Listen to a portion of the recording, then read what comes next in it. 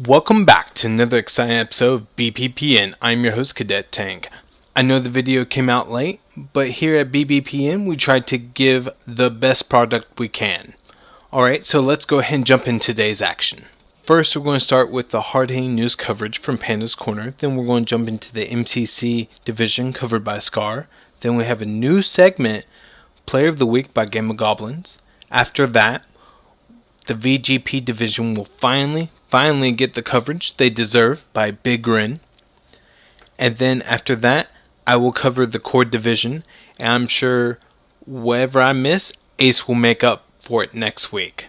Alright, let's see what's going on in that Panda's Corner. Panda. I got broads in Atlanta, she's the lean, the family, credit cards in the scammers, hitting the licks in the van. Good day, Panda fans, and we are back. Good to have you here. We got a shorter segment this week as we have onboarded a new advertiser. So let's see what we have going for Legendary Edition, shall we? The rumor mill's back into full force, and we're not sure if teams are being cut, teams are being added. We have no hard confirmation yet, but we do what we do have for you. And in case you haven't been paying attention, is Legendary Edition is actually set to unlock on September 5th. So get your pre-orders or upgrades in now while you can, and yeah, get ready, and hopefully we'll have our full roster of teams when that comes out. Let's hope they squish those dirty rats. Sorry, I mean bugs. Bugs in the code, not rats. Khaleesi's rats. Well, he can squish those too, but bugs in the code are more important. So yeah, we'll transition over to our update desk for you, and it looks like we have a small update today regarding the Jim Johnson sex scandal with VG Purist. Jim Johnson has been seen leaving VG Purist's house at the wee hours of the morning just before dawn. Could this be a budding relationship? Who knows? Could VG be lying to his fans? I don't know. He has been drinking a lot recently. And when we know, you'll know. We have the top servants of Korn doing this job, and they always get to the truth, one way or another. Blood for the blood gods, go! So that brings us to our last little segment right here, is we picked up a new sponsor. I'm very glad. That's McMurdy's. So, hey guys, it's Panda here. In case you may have noticed, I've been winning a few games recently. But what you might not have noticed is this amazing Big Moot sandwich, trademark McMurdy's. The sandwich has been keeping me up and ready to rock these past games, and it hits the spot. Keeps you fed. It's amazing, and the side effects are minimal. It may cause intestinal bleeding, diarrhea, vomiting, random mutations, and impotence. So, run out to McMurdy's and get your own Big Moot sandwich today. Thanks. And thanks guys for tuning in, and remember, pandas never lose. They only win less. Wow, shocking news. Absolutely shocking. Good job, Panda. Stay on top of that. Find out what's going on with that Jim Johnson character and the VG Purist. And you know what? I'm kind of in the mood for McMurdy's right now. Alright, while I run over and get me a burger, you guys see what's going on in the MCC division.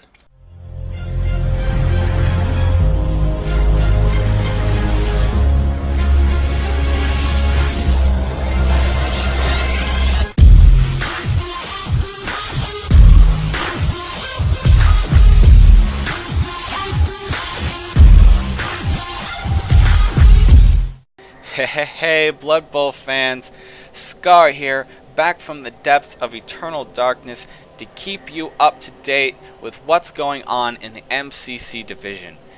And as much as I would love to go over every punch in every game, in every round, that would take way too much time. So instead, why don't we just take a look at where all the teams are right now, and the most important other piece of information we could ask for, the deaths. Well, it kind of looks like from the leaderboard right here, we don't have any runaway victories so far, with Hogstench's the Snot Knockers and Emoji's Personas both fighting first place with 4 victories. One loss for Emoj, while it looks like Hogstench was able to get away with a draw.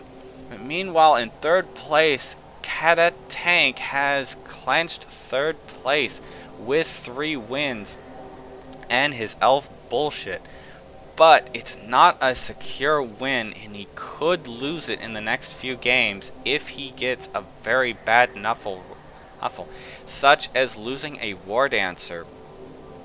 Meanwhile, outside of the top 3, we got Vapor's Glamcore Punks, Big Rin in Star Wars Oddities, Uppercase's Amazing Gnats, all fighting for those top positions with 2 wins. Any of them could move up to the top if they start really winning, but they could also start losing and drop to the bottom if they're not careful. Meanwhile, the 2 bottom rung are Splinters, Man I'm Pretty, and Dr. Helix the Cheeseheads. They're holding on, but not by much, with only 1 victory under their belt, and then just under the cutoff line is Smoke Potion's Ugly Heads, Steven Rutabaga, a newcomer with the High Elf Detroit Chargers, are both fighting to try and get into that top 8 position. Meanwhile, our underdogs in this division owns Bashers Anonymous and Vort's Team 4K. Both have failed to win even a single game. They can still get up to the top 8 fairly easily, but they're going to have to really start winning, and winning a lot. But we're not all here just for the end result. We are here for casualties too. So, I have actually done the glorious honor of looking through every game and actually counting up the casualties. And not that surprising, the Wood Elf Angry Red Wood Pandas have taken 2 casualties, along with the Nurgle Cheeseheads. And also the Brett's Man I'm Pretty, Undead Personas, High Elf Detroit Chargers, and the Dwarf Bashers Anonymous have all lost 1 player thus far, with none of the unmentioned players losing anything, leaving us a total of 8 deaths, which I'm hoping by the end of this division we buff that total death count up to 16. And the most bloody game by far so far is on round 4, with a mutual 0-0 game of the Cheeseheads versus Bashers Anonymous. I would love to actually see how this game played out, but I'm afraid we're running a little low on time.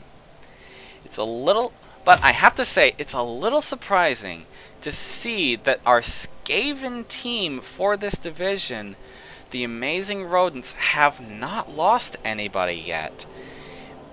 That being said, there is still plenty of time to crush some rat skulls, and I'm hoping for it.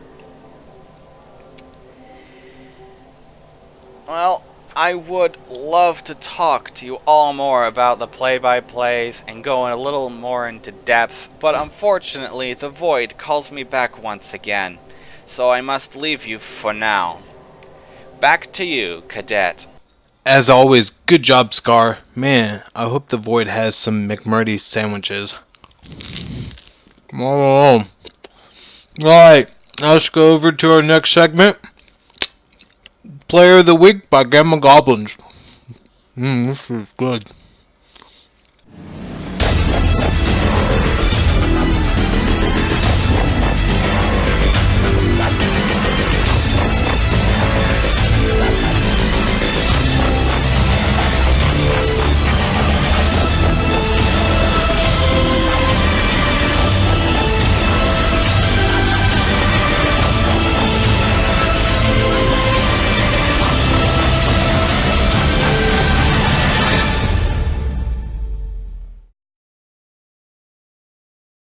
Hello everyone, this is Gamma Goblins, bringing you coverage of the current top players across the 3 divisions in Season 8 of the NATTS League.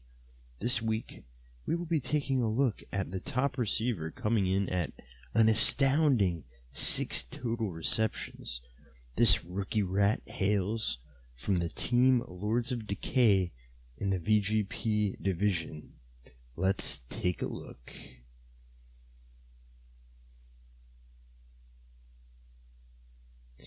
This is the team Lords of Decay, coached by Callisti Maya. And the player that we're taking a look at today is Quick Sticks Nightclaw. It shouldn't be surprising, folks, that a gutter runner is running the best routes in the league. Oh, he's running the route, getting to the outside. Let's check out one of Quickstick's many catches in this league. Here's the pass. Oh, he's got hands covered in glue. 6 receptions. You can't get there without a little bit of glue. He's got 21 SPP. Gutter runners only start with dodge. So it's very important for Callisti to take block in the first level up, because it makes it a lot harder when people are throwing blocks on the gutter runners, since they've only got 2 strength, and they typically get 2-died quite a lot, that they have what is known as blodge, block and dodge together. This has probably helped quite a bit with Quickstick's reception numbers. And it looks like recently he's given him sidestep, which is pretty good. This gutter runner's pretty stacked. You can't see it here. There's another skill called ball magnet. No, but seriously, there's only one other player that has anywhere near the amount of receptions as Quicksticks. It's 5, I believe. Every other player in the league has at most 3. So Quicksticks is doubling the number of receptions compared to every other player in the league. That's pretty insane. Anyways, back to you, Cadet. Nice job, Gamma Goblins. Noticing that the player of the week was a gutter runner, I can tell real quickly that our next segment will probably be the most hated player of the week. Yeah, probably. Especially if you put a war dancer up there. Alright, so let's jump into our next segment. Big Grin covering the VGP division.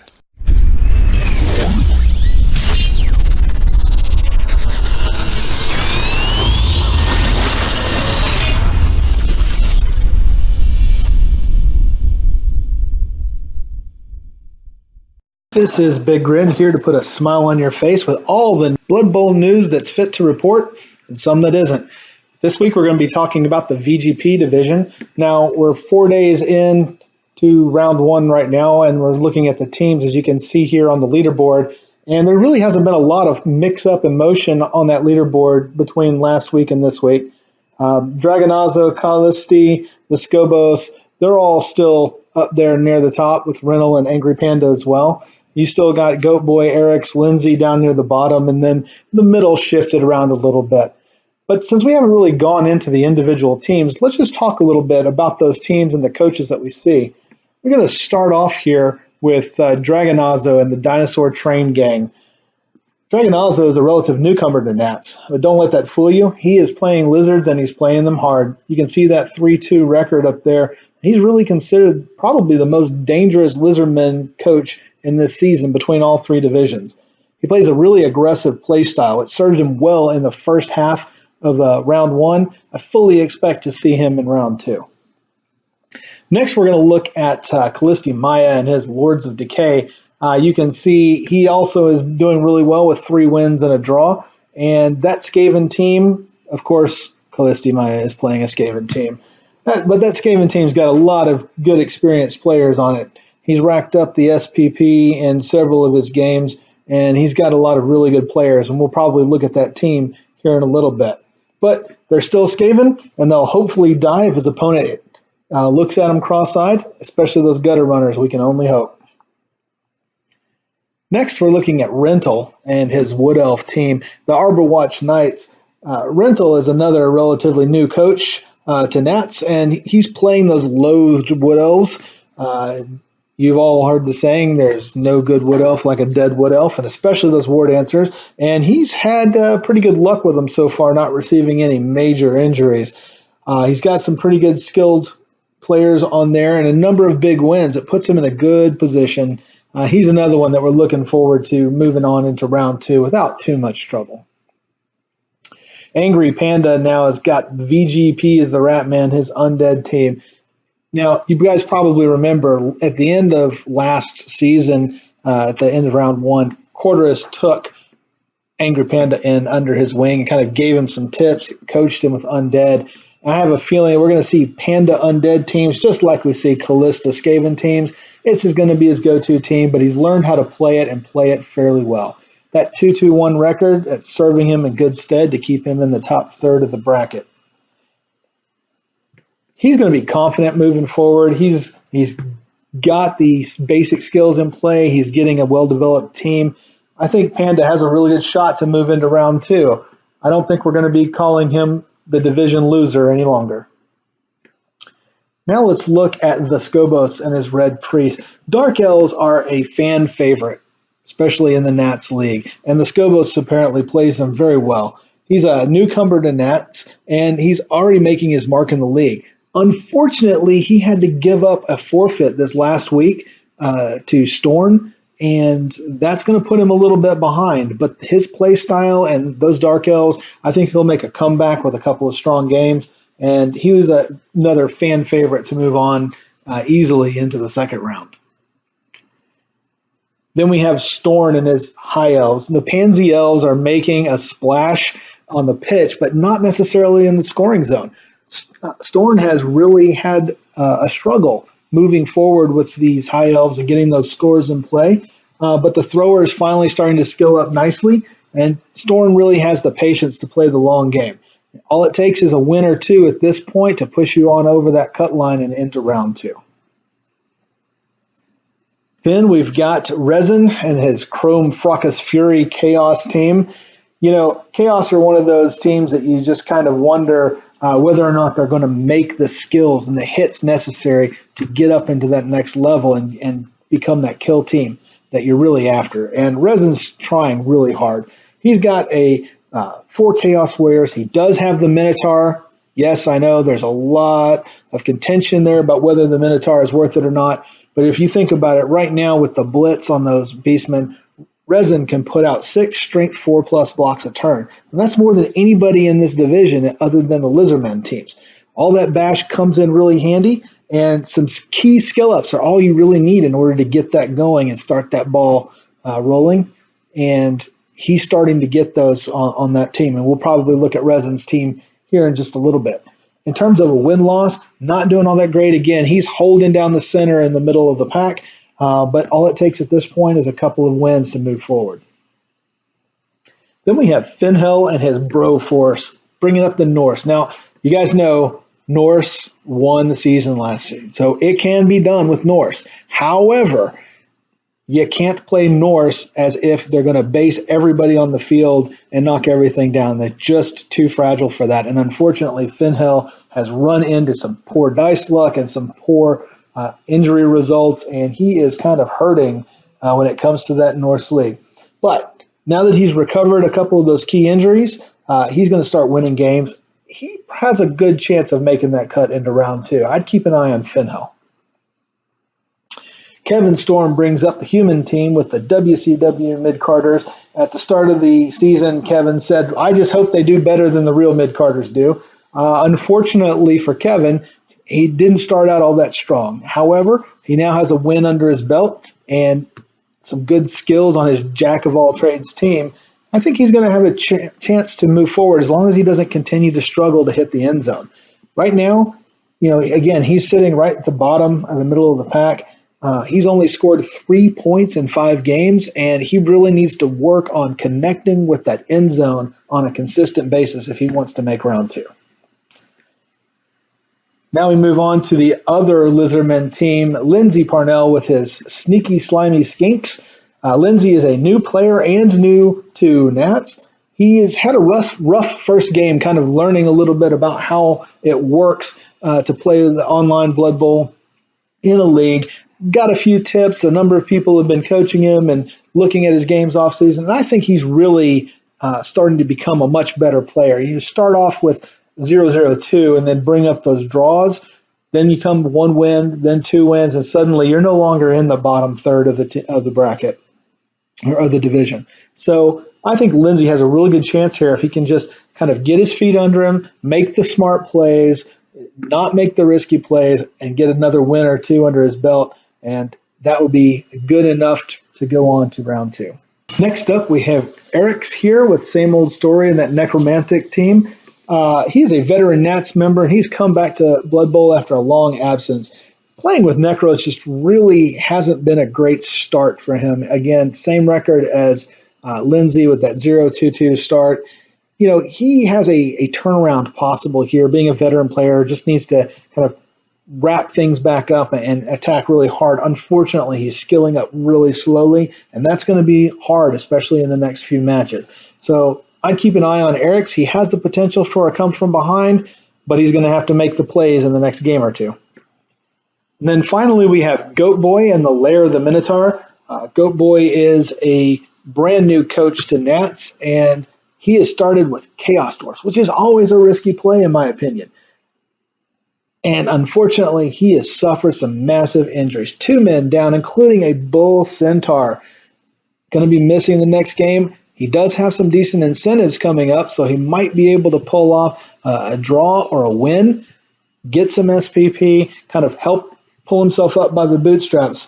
In this game, anything can happen, but at this point right now, Goat Boy really needs to step it up, or he's going to be sucking in that bottom third. All right, let's take a look at some of the teams and see how they're progressing. If we go up here, I want to look at VGP is the Rat Man. This is Angry Panda's Undead team, and you can see just looking at the team roster here how he is really building up this team. We've got 2 mummies with guard. We've got a zombie with guard as well. The Tassarin Ghoul +1 strength makes him a hard hitter on the front, and then 2 other ghouls with block. So when you're looking at this Undead team, skilling up, progressing really nicely, going to keep making those big hits and making those big plays happen. Next, why don't we take a look at the Red Priest, the Dark Elf team. This is the Skobos' team, and you can see he is really struggling right now to get these SPP. They're spread out rather widely, moving wrong, but he does have a blitzer that's going up before the next game. He does have guard on 1 lineman, and of course the all-important Dark Elf kicker. Got to have that kicker, especially for an agility team like Dark Elves. If you roll a blitz, you kick it close, man, you can have some really big plays, and there's not much the other teams can do about it, especially with some of the slow teams that are in this particular division. Let's go back and look at Lair of the Minotaur, and we talked a little bit about Goat Boy's luck, and you can see just from this team roster how shattered he got at the beginning. It lost a Dwarf, lost a Bull Centaur, having to kind of pull things back together. He does have Mighty Blow on these 2 blockers here. It's an interesting choice. He's obviously going for the hitting as opposed to any of the support. Normally you want to see a guard in there somewhere. He's got Wrestle on a Hobgoblin, so there's been some advancement here. Unfortunately, with those 2 key players dead right off the bat, it's making it very hard for him to really put the pressure on the ball and the pressure on the teams it needs to be. However, as he moves forward, he gets the money in to replace those teams, uses the incentives until then to get himself in a better position versus the opponent. He really does stand a good chance. What's killing him right now and what's causing the major issues is this 1 team reroll. And starting off Chaos Dwarves with just one reroll, that was a decision I'm not sure that I could have made, but that's what he took to get the positions he wanted filled on the team, and he's learning how to work with that. So we're just going to keep on looking at this team as it comes through the support. So looking forward then into this next week, these are some of the games we really want to highlight. You can see here the ones that have already been played. We've got a lot of people in VGP that were just antsy to play on Thursday night. And at the moment that the div push date rolled over, they were playing those games. So we have VGP as the Ratman, have beaten the Arborwatch Knights. It's not too surprising there. Broforce and the Loof Loafers, rather. Big clash of the Titans here. Not surprising it turned into a draw. Finno wasn't able to get the hits that he needed.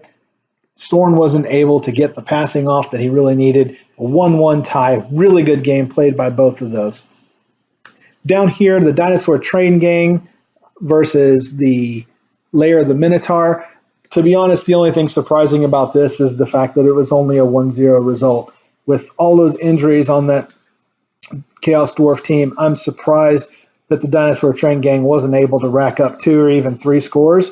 However, Dragonazzo was down a Saurus this game. He had a missed next game Saurus, so that actually put a big crimp in his plans, so you can see how that's going.